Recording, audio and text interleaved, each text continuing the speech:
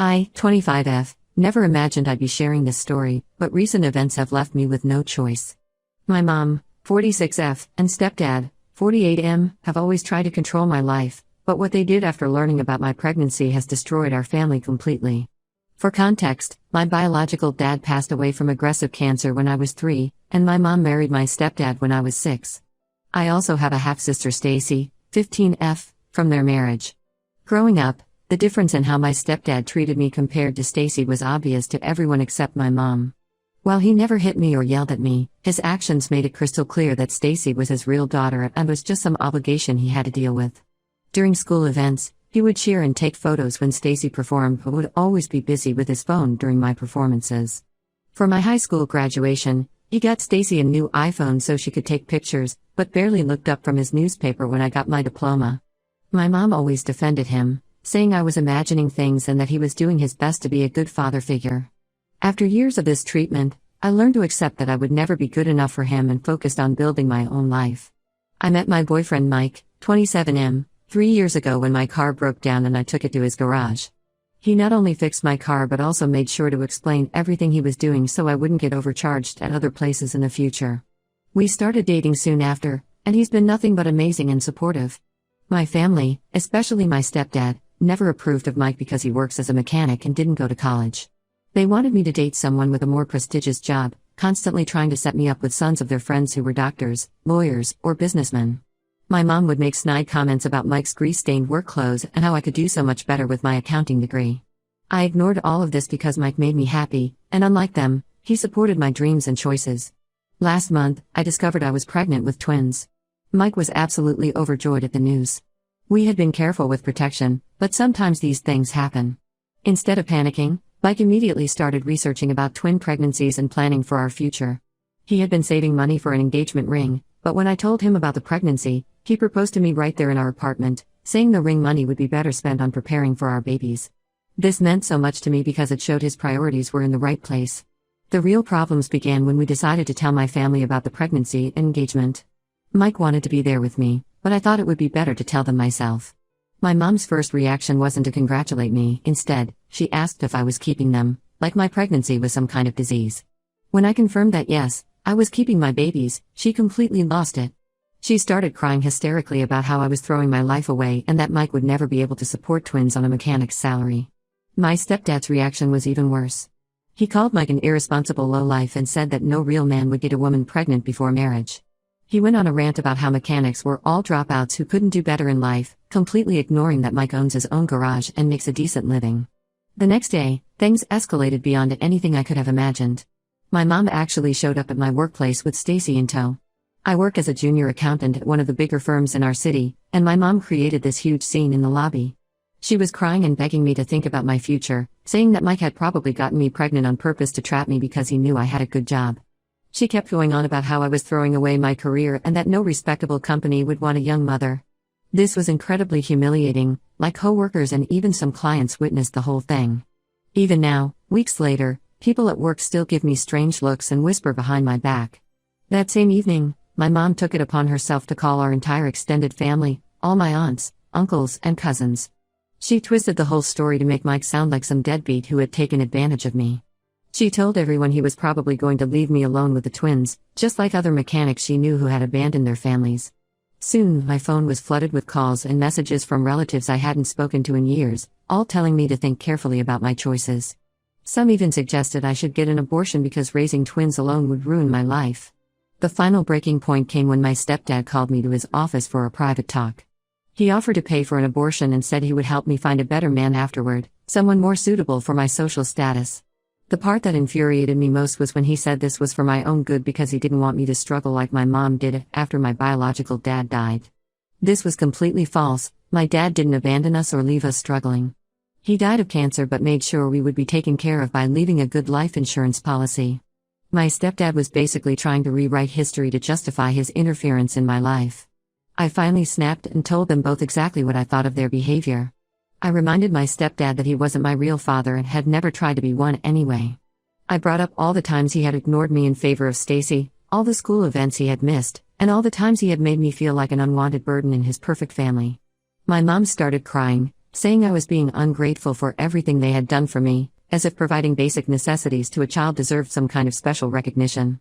I walked out of their house that day and haven't spoken to them since. Stacy has been constantly texting me, saying I hurt mom and dad badly with my words, and that I need to apologize. Some extended family members think I overreacted and should give them time to accept the situation.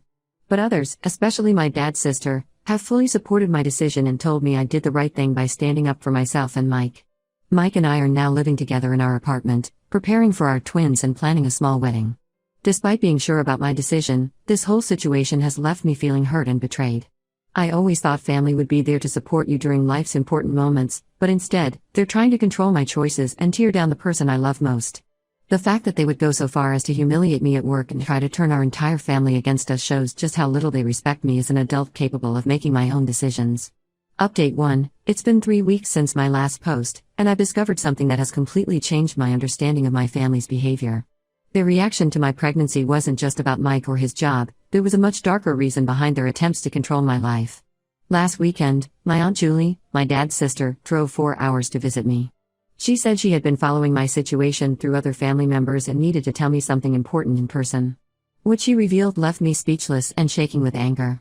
Before my dad died, knowing his cancer was terminal, he had set up an extensive trust fund for me. The conditions of the trust were specific. I would gain access to it either when I turned 26 or when I started a family, whichever came first. My mom and stepdad were appointed as trustees until either condition was met. The trust fund wasn't just money in a bank account, it included properties that my dad had inherited from his parents, and various investments he had made. My aunt showed me all the legal documents she had kept copies of. The trust fund is currently worth around $800,000, plus 2 rental properties in the downtown area that generate substantial monthly income. My dad had carefully planned everything to ensure I would be financially secure, but my mom and stepdad had kept this hidden from me my entire life. According to the documents, the rental income was supposed to be reinvested into the trust fund, but my aunt suspects they'd been using it for themselves. This revelation explains so many things about their behavior over the years. Their constant interference in my relationships, their push for me to focus on my career instead of dating, their extreme reaction to my pregnancy, it was all about maintaining control over the trust fund. They knew that once I had the babies, they would lose their position as trustees and have to hand over control of everything to me. With shaking hands, I called my mom to confront her about this. At first, she tried to deny everything, but when I mentioned the specific details from the documents, she broke down and admitted it all. Her explanation was that they were trying to protect me, claiming I wasn't mature enough to handle such a large inheritance. But then, in the same breath, she had the nerve to suggest that Mike might have somehow found out about the trust fund and deliberately gotten me pregnant to get access to the money. This accusation made me physically sick. I started thinking back to all the times they had interfered with my relationships. Every time I dated someone they considered beneath their social status, they would find ways to sabotage the relationship. They always pushed me toward wealthy men from their social circle, claiming they just wanted the best for me. Now I understand, they were afraid of losing control over the money if I started a family with someone they couldn't manipulate. Even their aggressive push for me to get an abortion makes more sense now. They weren't concerned about my future or the babies, they were desperately trying to prevent me from meeting one of the trust fund conditions. If I had the abortion and stayed single, they would maintain control until I turned 26, giving them another year to figure out how to keep their hands on the money. I immediately contacted a lawyer specializing in trust fund cases. The lawyer discovered something even more disturbing. Last year, my mom and stepdad had attempted to modify the trust fund terms to extend their control till I turned 30. Thankfully, they weren't successful because such changes required my signature as the beneficiary. The fact that they tried to do this behind my back shows just how far they were willing to go to maintain control over my dad's legacy. The lawyer is now investigating exactly how much rental income should have accumulated over the years and where that money went. Initial findings suggest tens of thousands of dollars are unaccounted for. We're also looking into whether they made any other attempts to modify the trust fund terms without my knowledge.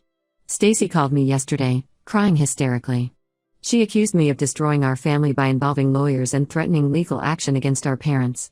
I tried to explain to her that our parents had been lying to all of us for years, that they had hidden my dad's final gift to me and potentially misused funds that were meant for my future. But at 15, she can't understand the magnitude of their betrayal. To her, I'm just being greedy and causing problems. Mike has been incredibly supportive through all of this, which makes their accusations about him even more hurtful. He actually suggested we refuse the trust fund money just to prove it wasn't about the money, but I refused. This isn't just about money, it's about my dad's final wishes and the years of manipulation I endured. Every time they made me feel less worthy than Stacy, every time they criticized my choices, every time they tried to control my life, was it all just to maintain their grip on my inheritance? These revelations have forced me to question every interaction, every kind gesture, every family decision from the past 19 years. Were they ever actually looking out for my best interests, or was everything just a calculated move to maintain control over the trust fund? The weight of these questions keeps me up at night, making me wonder if anything in my childhood was genuine. Update 2. Things have taken an even darker turn in the past week. After my last update about discovering the trust fund, my mom and stepdad changed their strategy completely. They showed up at our apartment last Sunday morning with Stacy, my grandparents, and even my mom's sister. They brought flowers, a cake, and baby gifts, claiming they wanted to apologize and make things right before the twins arrived. The visit started off surprisingly well. My mom was crying, saying she had spent sleepless nights thinking about how wrong they had been to hide the trust fund from me. My stepdad actually looked me in the eye for once and admitted he should have treated me better over the years. They even brought up Mike, saying they had misjudged him and could see now that he truly cared about me. My grandparents nodded along, adding that family should stick together during pregnancies. For a moment, I actually felt hopeful. Mike was more skeptical but stayed quiet, letting me handle the situation. My mom started talking about planning a baby shower, and my grandmother offered to help with the nursery. Stacy was excited about becoming an aunt, showing me baby clothes she had picked out. Then my stepdad pulled out a folder, saying they had something important to discuss regarding the trust fund. They had brought a contract drafted by their lawyer. The contract was pages long, but the main points were clear. They wanted to continue managing the trust fund and properties even after I gained access to them. They also wanted the right to make investment decisions about the rental income. Their excuses sounded rehearsed. My mom said managing properties while caring for newborn twins would be too stressful for me. My stepdad claimed his years of business experience made him better suited to handle the investments. They even suggested creating a family business where they would manage everything and give me monthly reports. When I refused to sign, their entire demeanor shifted. The loving, apologetic family act disappeared instantly. My stepdad started listing every expense they had ever paid for me, my school supplies, my prom dress, even the food I ate growing up. According to him, I owed them for raising me after my dad died, so continuing to manage the trust fund was the least I could do to repay them. My mom took a different approach. She turned to Stacy and started crying about how this would affect her future. She told Stacy right there that her college fund might have to be used to hire property managers since I was being uncooperative. Stacy started crying too, asking why I wanted to hurt them like this. It was clear they had coached her beforehand. The most infuriating part was when they brought up my dad. My stepdad had the nerve to say that since my dad wasn't around to manage the properties himself, it made sense for him to continue doing it. My mom added that my dad would have wanted the properties to benefit the whole family, not just me. They were basically trying to use my dead father to manipulate me into giving them control of the inheritance he left specifically for me. I stayed calm and told them I wouldn't sign anything. Mike, who had been silently watching this whole scene, finally spoke up. He pointed out that their actions, showing up uninvited with a contract and using Stacy to emotionally manipulate me, proved exactly why they couldn't be trusted with my inheritance. This sent my stepdad into a rage. He started yelling about how a mechanic had no right to comment on family business. He told Mike to stay out of it unless he wanted his garage to start losing customers. When we asked them to leave, they refused to move. Mike had to threaten to call the police before they finally left our apartment. Before leaving, my stepdad turned to me and said if I didn't sign the contract, they would make sure everyone in our extended family and social circle knew what an ungrateful daughter I was. My grandparents, who had been mostly quiet during this confrontation, called me later that evening. They said they were disappointed in how I handled things. According to them, I was being unnecessarily difficult and putting money above family. My grandmother suggested that my pregnancy hormones were making me emotional and that Mike was influencing my decisions. They urged me to reconsider the contract before things got worse. This whole incident has shown me that my parents' apology was just another manipulation tactic. They don't care about making amends or being part of their grandchildren's lives, they only care about maintaining control over the money. Using Stacy as an emotional pawn and threatening Mike's business proves they haven't changed at all.